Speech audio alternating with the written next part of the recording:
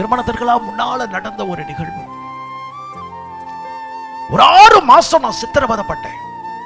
கிட்டத்தட்ட 5 ஆண்டுகளுக்கு மேல, 5-6 ஆண்டுகள் நான் பட்ட வேதனை, சித்திரவதை கொஞ்சமல்ல, நெஞ்சமல்ல.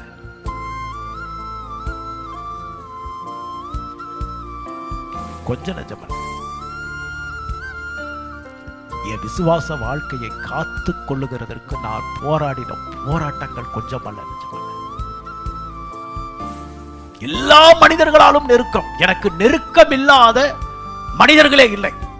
என்னோடு பழகினவர்கள், தலைமைத்துவத்தில் இருக்கிறவர்கள் இருந்து கீழே இருக்கிறவர்கள் வரைக்கும் பயங்கரமான பிரச்சனை.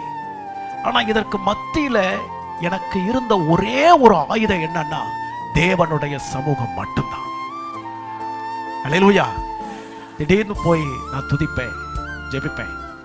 நெருக்கத்திலே கர்த்தரை நோக்கி கூப்பிட்டார். வசனம் இருக்கு. அந்த மாதிரி தான் என்னுடைய லைஃப், என் வாழ்க்கை, என் வாலிப பருவம்.